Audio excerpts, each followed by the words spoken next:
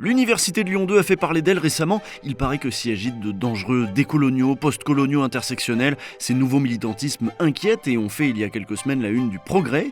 Dérive à la fac, c'est inquiétant. Alors nous avons tout lu, tout ça, les tribunes, les articles de l'Obs, du Monde, de Marianne, de Causeur. Et nous avons décidé d'aller voir par nous-mêmes ce qui se tramait dans cette honorable institution qu'est Lyon 2. Selon les critiques de la pensée décoloniale, cette doctrine à la mode stigmatiserait l'homme blanc et serait donc une nouvelle forme de racisme. Une sorte de racisme inversé jouant sur notre culpabilité de colonisateur pour avancer masqué et envahir les cerveaux fragiles des étudiants en sciences sociales. Mais du coup, là, à la fac, à Lyon 2, est-ce que l'homme blanc est menacé ? Est-ce qu'on a encore le droit de rentrer, etc. Il y a des angoisses qui sont de cet ordre là chez un certain nombre d'acteurs. Je pense que les médias ont tendance à exagérer les choses. Et puis c'est vrai que derrière ce qu'on dit, il y a beaucoup de positions, il y a beaucoup de combats, d'idéologies derrière, il faut le dire. Mais non, on n'en est pas là, quoi. Attention. C'est abusé un peu, je pense, non ?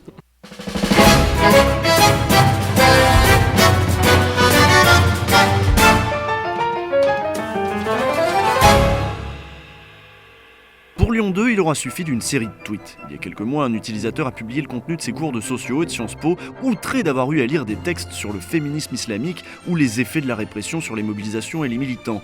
Fier adhérent du printemps républicain, il a fini par trouver un public et une certaine presse pour relayer et amplifier ses angoisses d'homme de droite perdu dans une fac de gauche. J'ai écouté beaucoup de choses, que Lyon 2 c'est l'université de gauche de la France ou de Lyon. On peut plus rien dire du coup quand on est de droite à Lyon 2. J'ai aucune idée. J'ai pas essayé, même je suis pas de droite alors. Ouvrez les guillemets, c'est une chronique de gauche, mais c'est une chronique antiraciste, qu'on se le dise. S'il y a du racisme à la fac, même inversé, nous allons le trouver. C'est pour ça que nous nous sommes tous spécialement rendus à la journée d'accueil des étudiants étrangers de Lyon 2. N'écoutant que notre courage, nous avons décidé de nous frotter aux populations les moins blanches du campus et de voir si ces décoloniaux anti-blancs allaient nous empêcher de faire notre travail. Mais il y a en France, il y a une sorte de panique. J'ai lu un article il y a un moment qui parle de panique décoloniale. Il suffit qu'on parle de décolonialité, les gens commencent à... Bon, en France, c'est une réalité. C'est vrai que les choses commencent à changer, les choses commencent à bouger, mais voilà, pas comme dans les pays anglophones où quand même il y a vraiment une culture de ça, quoi. Bon, je vous cacherai pas qu'on n'a pas eu de problème en fait, on était assez déçus, d'autant plus déçus que notre panique de blanc, ça n'était pas du tout leur sujet ce jour-là. Les étudiants n'avaient qu'un seul sujet à la bouche, la hausse considérable des frais d'inscription pour les étudiants étrangers. Enfin, pas tous les étudiants étrangers, les ressortissants des pays membres de l'UE ne seront pas concernés. Et puis il y a des pays qui ne sont pas aussi concernés, comme le Canada et tout ça. Voilà, donc c'est une mesure quand même du coup qui vise entre guillemets les Africains et les Latino-Américains en vrai.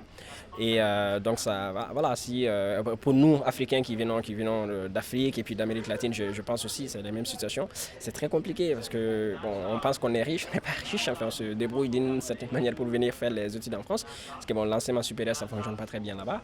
Et mais oui, ici c'est mis en place, c'est dévastateur. Enfin, c'est tout un rêve de gens qui avant pouvaient, grâce à la France, à la solidarité, à la gratuité de l'enseignement supérieur quasiment en France, pouvaient avoir accès à l'enseignement supérieur et espérer aller loin, mais finalement c'est ces personnes-là qu'on va condamner.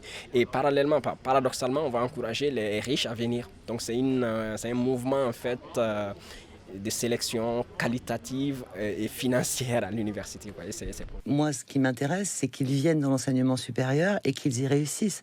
Quand ils viennent et qu'ils sont obligés de travailler à côté de leurs études, on sait que ça impacte leurs études. Donc l'idée, c'est un système redistributif où ceux qui ont les moyens contribue à la mise en place d'un système de bourse beaucoup plus large pour tous. L'idée du plan Bienvenue en France, c'est bien entendu de mieux accueillir les étudiants étrangers, d'où le fait qu'on leur demande de mettre la main à la poche. Parce que le but final, c'est d'en accueillir davantage chaque année. Et pour renforcer l'attractivité des facs françaises, pour montrer que les cursus qu'elles offrent ont de la valeur, le plus simple, c'est encore d'augmenter les prix. Or, un certain nombre d'étudiants étrangers avaient précisément choisi la France pour échapper aux coûts parfois exorbitants des formations universitaires partout ailleurs. Mais pour personnes comme moi qui viennent du Pérou, en général, on paye beaucoup pour un master, même pour la licence, dans les universités privées. Et c'est nos parents qui galèrent pour faire ça. Alors c'est touchant de pouvoir avoir cette opportunité-ci et après de l'avoir perdue. Et c'est ça aussi le but de montrer. C'est pas seulement qu'on vient ici à profiter de cette grande opportunité, c'est qu'on fait beaucoup d'efforts pour pouvoir les prendre, oui. Moi, mon pays, c'est ou un pays où rien n'a été fait encore. Donc je me dis, pour le développement de mon pays, je dois être impliqué dedans, je dois être un acteur. Donc je suis venu en France pour me former et avoir cette compétence pour pouvoir aller faire un développement dans mon pays. Vous pensez que cette réforme elle peut nuire au développement de la Guinée? Oui, parce que déjà, ça va avec ça. Les étudiants, par exemple, qui avaient des ambitions de venir faire une formation pour se retourner au pays et qu'on les empêche de venir, donc ça devient un peu compliqué, un frein pour eux pour atteindre leur objectif. Alors est-ce que le climat anti-immigration qui pèse sur l'Europe a pesé dans l'adoption de cette mesure? C'est ce que semblent dire du bout des lèvres les étudiants que nous avons rencontrés.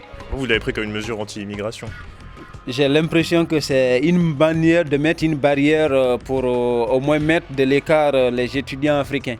Parce qu'avec ce prix-là, les étudiants africains qui ont la volonté ou qui souhaitaient venir se former, ils seront obligés de dire oui mais j'ai pas les moyens pour pouvoir faire ça, donc avec ça je suis obligé peut-être de faire autre chose. Comme tous les étudiants, ces étudiants étrangers doivent affronter les problèmes de logement, ils doivent chercher un petit boulot et réussir malgré ça leur partiel, mais ils connaissent en plus d'autres difficultés comme par exemple le renouvellement de leur titre de séjour. Et là c'est un continent de petites violences qu'ils vont découvrir. Quand on se retrouve à la préfecture, mieux vaut connaître ses droits. C'est donc le thème d'une des discussions qui avait eu lieu cet après-midi-là à la maison des étudiants. Les fonctionnaires de l'autre côté du guichet ne sont pas toujours au fait de tous les recours et de toutes les possibilités qui s'offrent aux étudiants. Souvent, le traitement d'un même dossier, en fait, trouve des issues différentes selon, on va dire, la personne qu'on a en face. Et parfois, ça laisse un peu ce goût amer. On a entendu tout à l'heure le mot, l'expression cas par cas qui revenait. Beaucoup d'aléatoires et peut-être un peu d'arbitraire aussi parfois.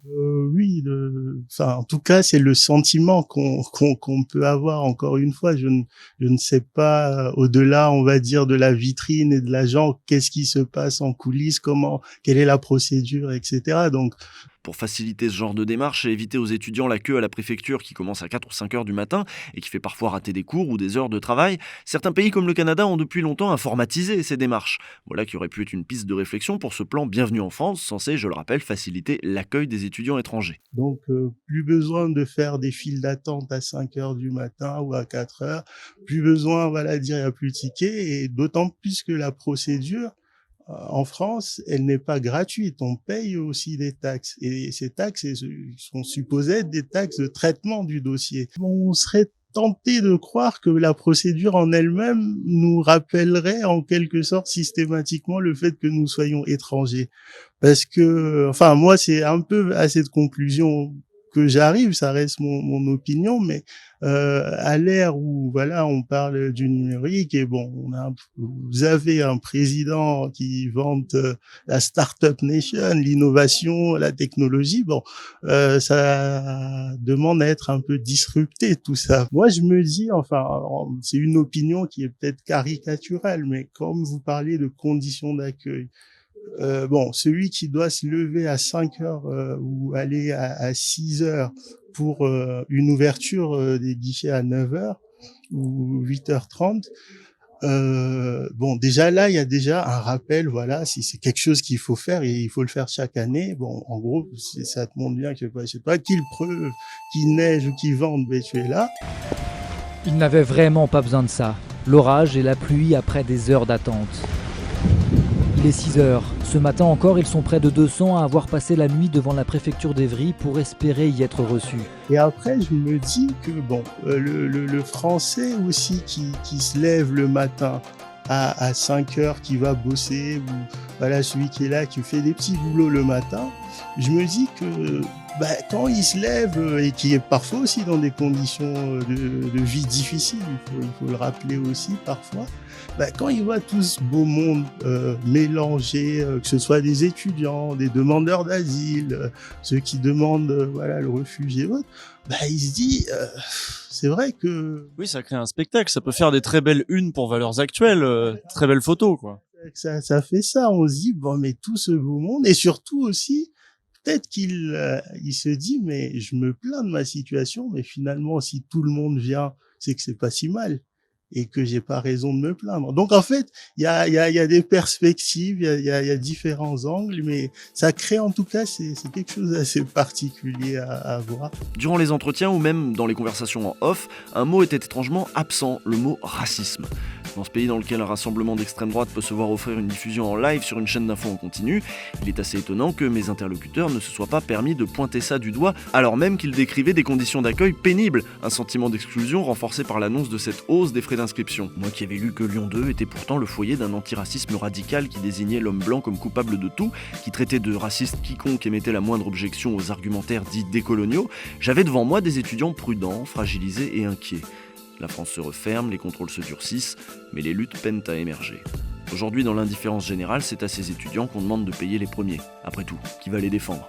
Mais c'est un principe qui est remis en question, celui de la quasi-gratuité des formations universitaires. La fac n'est plus gratuite. Le plus dur est fait. Et quand ça concernera tout le monde, il faudra se souvenir qu'on aura commencé par cibler les Africains. C'est peut-être un exemple de la manière dont le racisme d'État s'y prend pour organiser la division et faire avancer l'agenda du pouvoir. Un avant-goût de ce que semble nous proposer Emmanuel Macron pour l'acte 2 de son quinquennat. Peut-être que les militants post ou décoloniaux nous fournissent des outils de compréhension du monde où nous aurions tort de nous passer. D'ailleurs, si c'était eux les vrais racistes, on leur aurait déjà proposé une émission hebdomadaire sur CNews. À lundi prochain.